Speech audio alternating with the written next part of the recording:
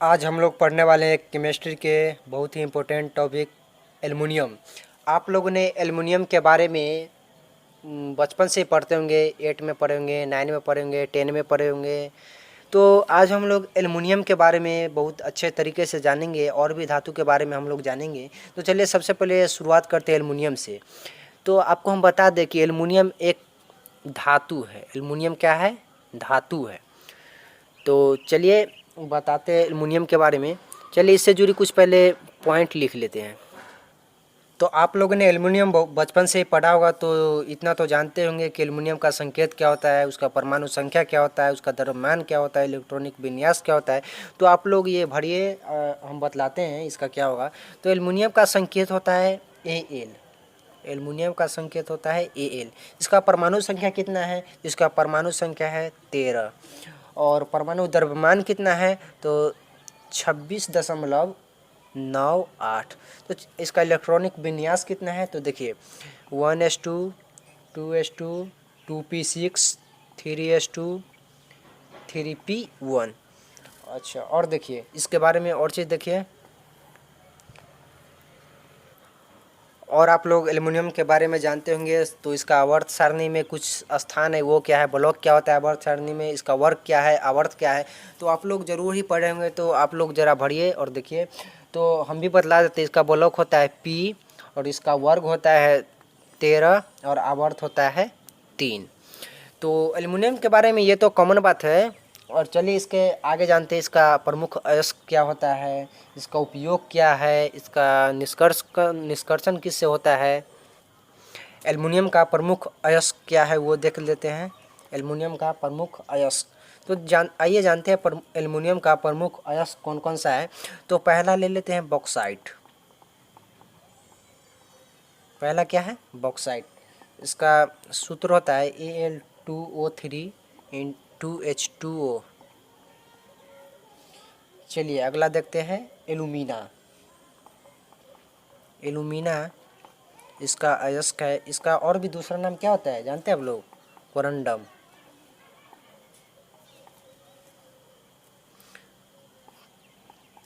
इसका सूत्र होता है Al2O3। अगला है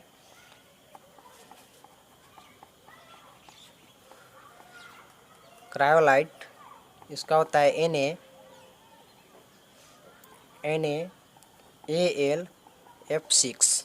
और चौथा है क्योनीलाइट। इसका सूत्र होता है Al2SO4 होल 3 Si2O5। तो ये हो गया एल्युमिनियम का प्रमुख अयस्क है इसका। चलिए एल्युमिनियम के बारे में अगला पॉइंट हम लोग जानते हैं, इतना नोट कर लीजिए। और एक बात आपको बता दें कि एल्युमिनियम का निष्कर्षण किससे होता है। ये आपके बहुत इंपॉर्टेंट क्वेश्चन है, ये बार बार पूछ देता है एग्जाम में। एल्युमिनियम का निष्कर्षण किस धातु से होता है? तो एल्युमिनियम का निष्कर्षण उसके प्रमुख अयस्क बॉक्साइट से होता है। किससे होता है? बॉक्साइट से। तो ये लोग आप लोग याद कर लीजिएगा। तो चलिए एल्युमिनियम के बारे में अगला हम लोग जानते हैं, एल्युमिनियम का उपयोग कहाँ पे होता है। तो देखिए एल्युमिनियम का उपयोग है, एल्युमिनियम का सबसे पहला उपयोग है बर्तन, खिलौना, मूर्ति तथा डब्बा के निर्माण में। अगला है एल्युमिनियम का उपयोग खाद्य सामग्री,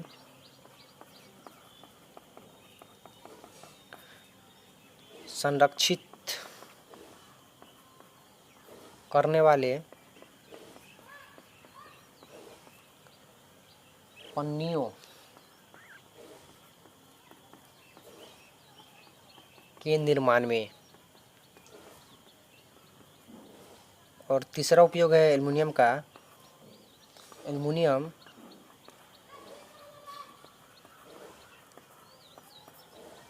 पेंट के निर्माण में।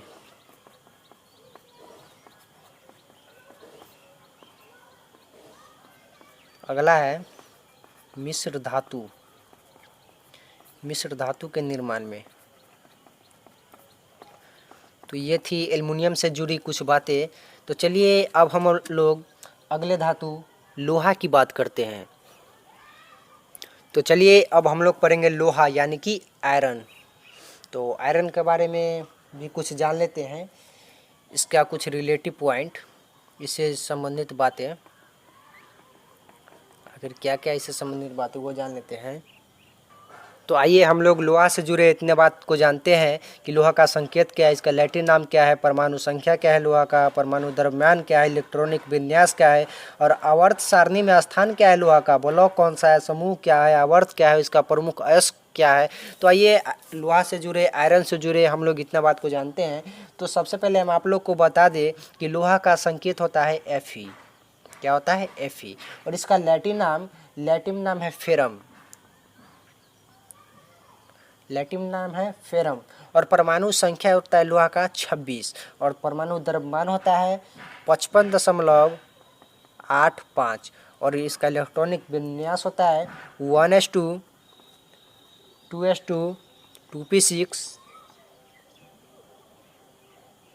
3s2 3p6 4s2 3d6।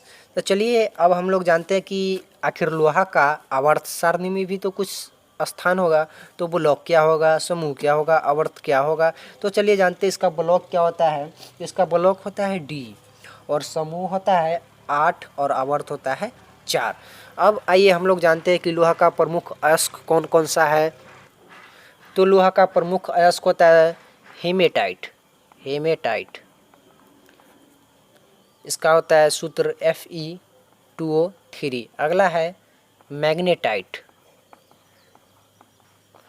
इसका सूत्र होता है Fe3O4।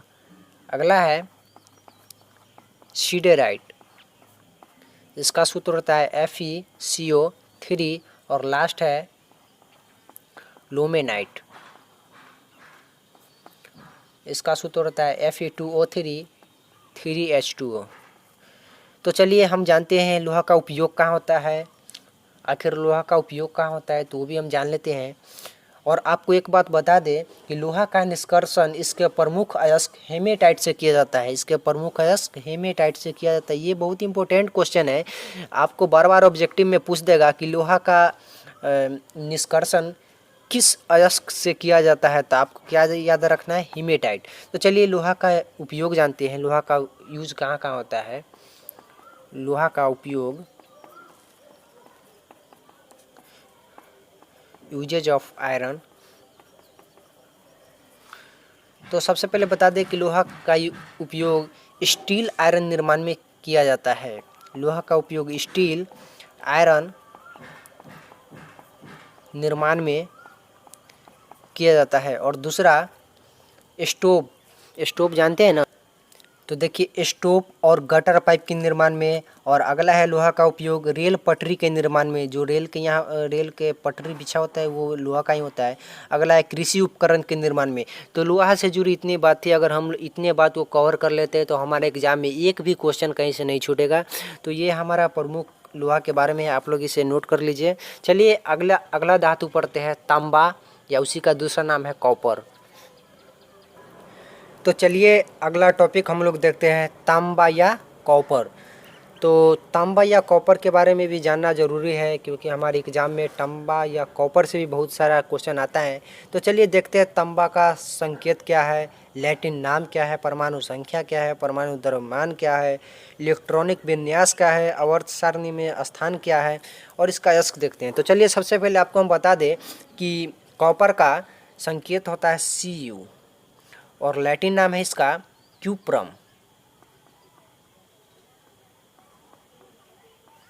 लैटिन नाम है क्यूप्रम। और परमाणु संख्या होता है 29। और परमाणु द्रव्यमान होता है 63.5।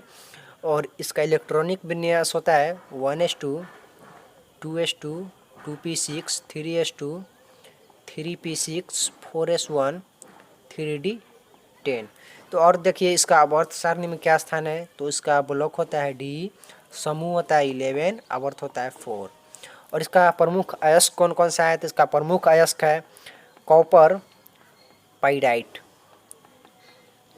इसका सूत्र देखिए CuFeS2। अगला होता है कॉपर ग्लॉन्स। इसका होता है Cu2S। अगला है क्यूप्राइट। इसका होता है Cu2O। और फिर है अगला मैलेकाइट, CuOH के होल टू CuCO3। तो ये होता है प्रमुख अयस्क। चलिए अब हम आपको बताते हैं कि कॉपर का निष्कर्षण किस अयस्क से होता है। तो आपको बता दें कि कॉपर का निष्कर्षण कॉपर के प्रमुख अयस्क कॉपर पाइराइट से किया जाता है। कॉपर के प्रमुख अयस्क कॉपर पाइराइट से किया जाता है। ये आप एकदम निश्चित तौर से याद कर लीजिएगा, आप लोग के लिए बहुत ही इम्पोर्टेंट है। चलिए अब हम आपको बताते हैं कि कॉपर का यूज कहाँ पे होता है। तो आपको हम बतला दें कॉपर का उपयोग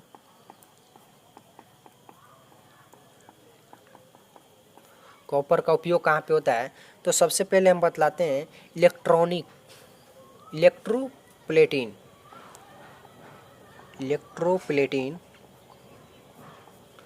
तथा इलेक्ट्रोटाइपिंग में।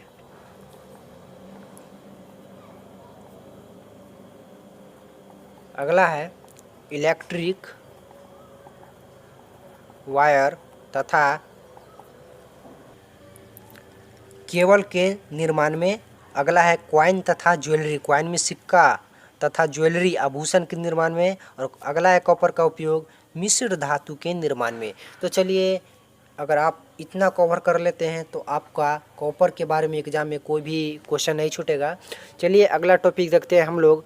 आज का लास्ट टॉपिक होगा जिंक। तो आइए अब अगला टॉपिक जिंक के बारे में जानते हैं। जिंक का संकेत क्या होता है। तो जिंक का संकेत होता है Zn। इसका परमाणु संख्या होता है 30, परमाणु द्रव्यमान होता है 65.39, इलेक्ट्रॉनिक विन्यास है 1s2 2s2 2p6 3s2 3p6 4s2 3d10। इसका आवर्त सारणी में क्या स्थान है। तो ये हम लोग देख लेते हैं। ब्लॉक होता है D, समूह है 12, आवर्त नंबर 4 है। अब इसका प्रमुख अयस्क हम लोग देख लेते हैं। जिंक का प्रमुख अयस्क कौन कौन सा है। तो हम बतला दें इसका प्रमुख अयस्क है कैलामाइन। क्या होता है कैलामाइन। इसका सूत्र होता है ZnCO3। अगला है जिंक ब्लेड। इसका सूत्र होता है ZnS। अगला है जिंकोइट। इसका सूत्र है ZnO। और अगला है फ्रैंकोलोनाइट। इसका सूत्र होता है ZnO Fe2O3। तो ये थे हमारे कॉपर के बारे में। इसका प्रमुख अयस्क हो गया कैलामाइन, जिंक ब्लेड, जिंकोइट और फ्रैंकोलोनाइट। अगला हम बतला दें कि जिंक का जो निष्कर्षण होता है वो किससे किया जाता है। तो जिंक का निष्कर्षण हम बतला दें कि जिंक ब्लेड और कैलामाइन से किया जाता है। जिंक ब्लेड और कैलामाइन। तो जिंक का जो निष्कर्षण है ये दोनों अयस्क से किया जाता है, कैलामाइन और जिंक ब्लेड। जिंक का उपयोग कहाँ पे होता है। लोहे की यशद लेपन में, पेंट तथा रंग उद्योग में, अवकारक के रूप में और मिश्र धातु के रूप में। तो आज हम लोगों ने एक वीडियो में 4 धातु के बारे में पढ़ा और ये चारों धातु हमारे एग्जाम के लिए बहुत ही इम्पोर्टेंट है। तो आपसे अनुरोध है कि इस वीडियो को अपने दोस्तों के पास ज़रूर शेयर करें और अच्छा लगे तो एक लाइक ज़रूर कर दीजिएगा और चैनल को सब्सक्राइब भी कर दीजिएगा। चलिए धन्यवाद।